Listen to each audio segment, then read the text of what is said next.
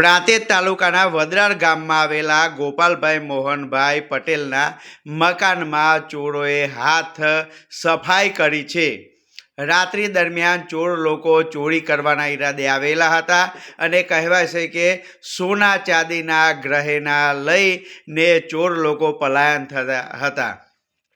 બીજી તરફ ચોર લોકોનો સીસીટીવીમાં કેમેરામાં કેદ થયા છે।